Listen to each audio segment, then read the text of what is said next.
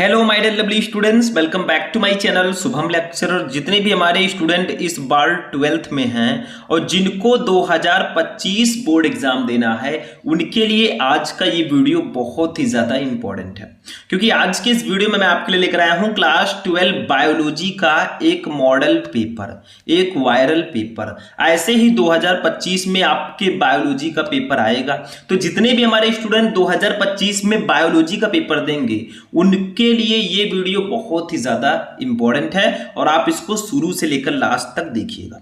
क्योंकि बहुत सारे स्टूडेंट कमेंट कर रहे थे, सर आपने हिंदी का मॉडल पेपर बताया, इंग्लिश का बताया, फिजिक्स का बताया, केमिस्ट्री का बताया, अब बायोलॉजी का भी बताइए। तो आज हम बायोलॉजी के पूरे पेपर को सॉल्यूशन के साथ समझेंगे, कैसा आपका पेपर आएगा, कौन से क्वेश्चन कितने नंबर के होंगे, किस चैप्टर से ज्यादातर क्वेश्चंस आते हैं, वो सब कुछ हम इसी क्लास में डिस्कस करेंगे। यानी कि ये बायोलॉजी के पूरे पेपर का ऑपरेशन हम करेंगे। तो वीडियो को लाइक करना, चैनल को सब्सक्राइब कर लेना। चलिए देखते हैं पूरे बायोलॉजी के पेपर को। देखो, जीव विज्ञान 2025 पेपर कोड यहाँ पे लिखा रहेगा, आपको अपना रोल नंबर, नाम लिखना होगा, ठीक है। यहाँ पे पूर्णांक आपको पता ही है भैया, ये 70 नंबर का रहेगा। समय 3 घंटे 15 मिनट आपको दिए जाएंगे पूरे पेपर को सॉल्व करने के लिए। कुछ निर्देश आपको दिए जा रहे हैं, कुछ इंस्ट्रक्शन है कि प्रारंभ के 15 मिनट परीक्षार्थियों को प्रश्न पत्र पढ़ने के लिए निर्धारित है। सभी प्रश्न करना अनिवार्य है। आवश्यकता अनुसार अपने उत्तरों की पुष्टि नामांकित रेखा चित्रों द्वारा कीजिए। मतलब जहां पे आपको चित्र बनाने को कहा जाए भाई, वहां पे आप चित्र भी बनाइए, क्योंकि बायोलॉजी में फिगर बनाना आता है। चौथा, प्रत्येक प्रश्न के निर्धारित अंक उनके सम्मुख अंकित है। मतलब जो क्वेश्चन जितने नंबर का है वो उसके सामने दिया गया है। देखो, सबसे पहले बायोलॉजी के पेपर को अब हम जब स्टार्ट करेंगे तो सबसे पहले बहुविकल्पीय प्रश्न आएगा। टोटल 4 क्वेश्चन रहेंगे, ये 4 नंबर के रहेंगे। अभी मैं बताऊंगा बहुविकल्पीय प्रश्न कितने नंबर के आते हैं, अति लघु उत्तरीय प्रश्न कितने नंबर के आते हैं, लघु उत्तरीय, विस्तृत उत्तरीय, ये सब कितने नंबर के आते हैं। देखो, सबसे पहले बात करेंगे बहुविकल्पीय प्रश्नों की। फर्स्ट देखिए, सही विकल्प चुनकर अपनी उत्तर पुस्तिका में लिखिए। इसका का वाला क्वेश्चन है, का खा गा घा करके 4 क्वेश्चन रहेंगे। का, इनमें से कौन परागकण में पाए जाते हैं? बताइए, इनमें से क्या है चारों में से जो परागकण में पाया जाता है? ए है 2 नर युग्मक, बी है 2 वर्षी कोशाएं तथा 1 जनन कोशा, सी है 1 जनन कोशा व 1 नलिका कोशा, डी है 1 नलिका कोशा तथा 1 नर युग्मक। तो भैया 2 नर युग्मक हमारे परागकण में पाए जाते हैं। परागकण में 2 नर युग्मक होते हैं, तो इसका ए वाला ऑप्शन बिल्कुल सही होगा। ठीक है, आगे बढ़ते हैं, ध्यान से समझना। खा देखो, एक पराग कोश में परागधानियों की संख्या होती है। मतलब जो पराग कोश होता है उसमें कितनी परागधानियां होती हैं?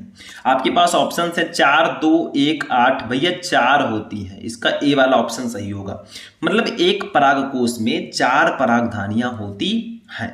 गा वाला देखो क्या है, गा वाला समझो स्टूडेंट। जौ के 200 दाने बनाने के लिए कितने अर्धसूत्री विभाजन होने चाहिए? मतलब अगर आपको जौ के 200 दाने बनाने हैं तो कितना अर्धसूत्री विभाजन उसमें होगा? ठीक है, ए है 200, बी है 100, सी है 250, डी है 50। भैया 250 अर्धसूत्री विभाजन कराना होगा। अगर आपको जौ के 200 दाने बनाने हैं तो 250 अर्धसूत्री विभाजन होना चाहिए। घा देखो, जन्मजात उपापचयी त्रुटि है। इसमें से कौन सी बीमारी है, कौन सा रोग है जो जन्मजात उपापचयी है? ठीक है, ए है फिनाइल कीटोन्यूरिया, बी है वर्णांधता, सी है हीमोफीलिया, डी है अरक्तता। तो इसका राइट आंसर होगा option number A, phenyl ketonuria. इसमें जो है फिनाइल कीटोन्यूरिया जो है ये जन्मजात उपापचयी त्रुटि है। मतलब ये जन्म से ही हो जाता है जिसको होता है। ठीक है, तो ये आपके 4 ऑब्जेक्टिव क्वेश्चन रहेंगे, 1-1 नंबर के, टोटल मिलाकर 4 नंबर आपको इसके लिए दिया जाएगा। अब निश्चित उत्तरीय प्रश्न आते हैं, जिसको हम लोग अति लघु उत्तरीय प्रश्न बोलते हैं। ये 1-1 नंबर के भैया 5 क्वेश्चन रहेंगे, 5 नंबर के। ठीक है, सबसे ज्यादा नंबर के लघु उत्तरीय प्रश्न आएंगे जो अभी हम डिस्कस करेंगे। देखो, दूसरे का टाइफाइड बुखार उत्पन्न करने वाले सूक्ष्म जीव का नाम लिखिए। टाइफाइड बुखार उत्पन्न करने वाला सूक्ष्म जीव जो है उसको बोलते हैं साल्मोनेला। साल्मोनेला, ठीक है, टाइफी। टाइफी थोड़ा अच्छे से आप लोग लिख दीजिएगा, साल्मोनेला टाइफी, ये आधा ला है। ठीक है, तो साल्मोनेला टाइफी जो है ये टाइफाइड बुखार उत्पन्न करता है। खा, जीवाणु कोशिका में किस प्रकार का केंद्रक पाया जाता है? तो मैं बोल रहा हूं, आप लोग लिख लीजिए। जीवाणु कोशिका में अपूर्ण केंद्रक पाया जाता है। ठीक है, अपूर्ण केंद्रक, ठीक है, जीवाणु कोशिका में अपूर्ण केंद्रक पाया जाता है, जिसे आरंभिक केंद्रक भी कहते हैं। मतलब जीवाणु कोशिका में अपूर्ण केंद्रक पाया जाता है जिसको आरंभिक केंद्रक कहते हैं। आंसर लिख लेना। गाय मांसल फल का एक नामांकित चित्र बनाइए। भैया मैंने कहा था चित्र बनाना भी दिया जाएगा, तो आपको मांसल फल का नामांकित चित्र बनाना है तो आप लोग बना लीजिएगा। घा पर परागण से लाभ का संक्षेप में उल्लेख कीजिए। मतलब जो पर परागण होता है, देखो इस चैप्टर में एक टॉपिक है परागण, जिसको पॉलिनेशन बोलते हैं, ठीक है। तो परागण दो प्रकार के होते हैं, स्वपरागण, परपरागण। तो पर परागण से लाभ का संक्षेप में उल्लेख कीजिए। तो देखिए पर परागित जो पुष्प होते हैं, जो पर परागित जिसमें पर परागण होता है, उन पुष्पों से बनने वाले फल जो होते हैं वो बड़े एवं स्वादिष्ट होते हैं और इनमें बीजों की संख्या अधिक होती है। लिख लेना आप लोग जो मैं बोल रहा हूं। फर्स्ट वाला लाभ क्या है कि पर परागित पुष्पों से बनने वाले फल बड़े एवं स्वादिष्ट होते हैं तथा इनके बीजों की संख्या अधिक होती है। दूसरा लाभ क्या है पर परागण का, अनेक नई प्रजातियों की उत्पत्ति होती है, ये भी लाभ है, ठीक है। तो लिख लेना। अंगा देखो जैव विविधता तप्त स्थल क्या है भैया, जैव विविधता हॉट स्पॉट क्या होता है, देखो लिख लो वो भौगोलिक क्षेत्र जहां की जैव विविधता संकट में होती है उसे हम तप्त स्थल या हॉट स्पॉट बोलते हैं, ठीक है। यानी कि वो भौगोलिक क्षेत्र जहां की जैव विविधता संकट में होगी वो तप्त स्थल या हॉट स्पॉट कहलाएगी, ठीक है। बस हो गया। ये 5 नंबर के 5 क्वेश्चन रहेंगे अति लघु उत्तरीय टाइप के।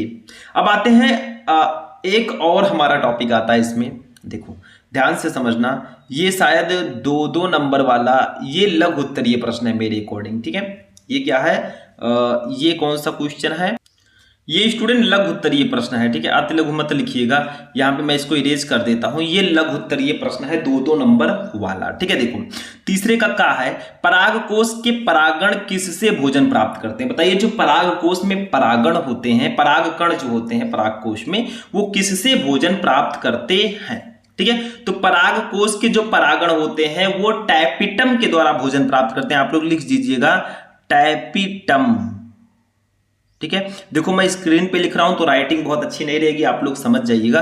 तो पराग कोश के परागकण जो है वो टैपिटम के द्वारा भोजन प्राप्त करते हैं, ठीक है।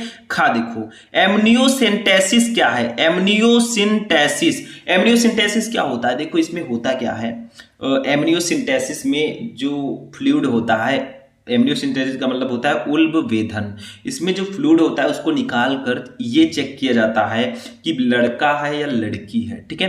मतलब इसको पता लगाया जाता है एमनियोसिंथेसिस के द्वारा, ठीक है। तो इसमें जो है जो भ्रूण होता है उसके लिंग की जांच पता लगा ली जाती है एमनियोसिंथेसिस के द्वारा। इसीलिए इसको बैन किया गया है हमारे देश में, क्योंकि बहुत सारे लोग क्या करते हैं, वो सोचते हैं हमारे यहाँ लड़का पैदा हो, ठीक है। तो वो जब इस जांच को करा लेते हैं तो अगर लड़की निकलती है तो उसका जो है अबॉर्शन करा देते हैं या उसको बाहर निकलवा देते हैं, ठीक है। तो ये बिल्कुल गलत है, इसीलिए एमनियोसिंथेसिस पर बैन लगा दिया गया है हमारे देश में, ठीक है। एमनियोसिंथेसिस की प्रक्रिया नहीं होनी चाहिए, नहीं तो लोग पहले ही लिंग जांच करवा लेंगे। गा देखो असली 2 फल तथा नकली फल में अंतर बताइए। असली फल और नकली फल क्या होते हैं, इसमें आपको डिफरेंस बताना है, बहुत इंपॉर्टेंट है।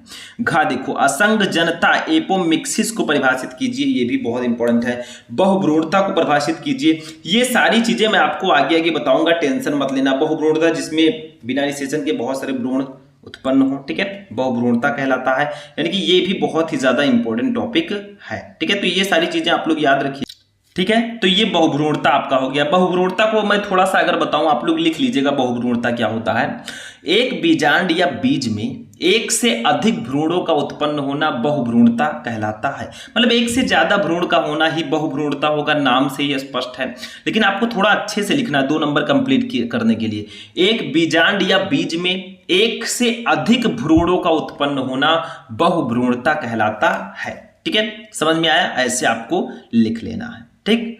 बहुत ही ज्यादा इंपॉर्टेंट टॉपिक है। असंग जनता एपोमिक्सिस क्या होती है, असंग जनन क्या होता है, ठीक है। यानी कि कभी कभी पौधों के जीवन चक्र में युग्मक संलयन या अर्धसूत्री विभाजन नहीं होते, और इनकी अनुपस्थिति में नए पौधे का निर्माण हो जाता है, इसी को असंग जनन बोलते हैं। मतलब कभी कभी क्या होता है, पौधों में युग्मक संलयन ही नहीं होता या फिर अर्धसूत्री विभाजन नहीं होता और नए पौधे उत्पन्न भी हो जाते हैं, इसी प्रक्रिया को ही हम असंग जनता कहेंगे। ठीक है, लिख लेना आप लोग। तो ये 2-2 नंबर वाले लघुत्तरीय प्रश्न थे। अब 3-3 नंबर वाले लघुत्तरीय प्रश्नों को हम देखते हैं। देखो इसको ध्यान से समझना क्योंकि ये बहुत ही ज्यादा इंपॉर्टेंट टॉपिक है मेरे अकॉर्डिंग। और 3-3 नंबर वाले लघुत्तरीय प्रश्न अगर आप लोग पढ़ रहे हैं बायोलॉजी को तो लघुत्तरीय प्रश्नों पर बहुत ज्यादा ध्यान आपको देना है क्योंकि ये काफी ज्यादा इंपॉर्टेंट होते हैं। और ये जो ऊपर वाले थे ये 5 क्वेश्चन थे 2-2 नंबर के, 10 नंबर के आपके लघुत्तरीय प्रश्न ऊपर थे। अब यहां पे देखिए ये काफी इंपॉर्टेंट है।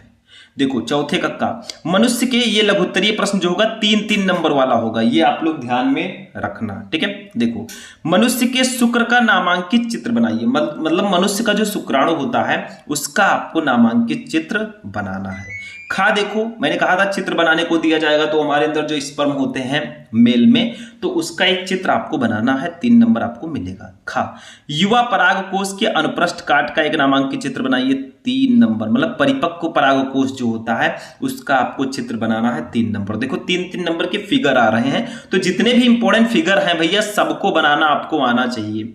खा गा देखो मधुमक्खी पालन से आप क्या समझते हैं, संक्षेप में स्पष्ट कीजिए, 3 नंबर। घा परिवार नियोजन पर संक्षिप्त टिप्पणी कीजिए। परिवार नियोजन हम कैसे कर सकते हैं, जनन स्वास्थ्य चैप्टर का ये टॉपिक है। तो ये हमारा हो गया भैया, कितने टॉपिक हो गए ये टोटल 4 क्वेश्चन थे 3-3 नंबर के, 12 नंबर का हमारा क्वेश्चन नंबर 4 होगा। ठीक है, अब देखिए अभी खत्म नहीं हुआ, अभी 3-3 नंबर के और भी क्वेश्चन है। देखो 5वां क्वेश्चन है, ये भी 3 नंबर का होगा। डीएनए अंगुली छापी का एक विवरण दीजिए। डीएनए फिंगरप्रिंटिंग क्या है इसके बारे में आपको बताना है, बहुत इंपॉर्टेंट है। ठीक है, अभी मैं पेपर बता रहा हूं, अगर आप लोग सपोर्ट करेंगे, वीडियो को लाइक करेंगे, चैनल को सब्सक्राइब करेंगे तो ऐसे ही मैं आपको बायोलॉजी के जितने भी टॉपिक हैं सबको मैं पढ़ाऊंगा। ठीक है, खा देखो भारत में हरित क्रांति के जनक कौन है, हरित क्रांति किसानों के लिए लाभदायक है, उदाहरण देकर समझाइए, 3 नंबर। ठीक है,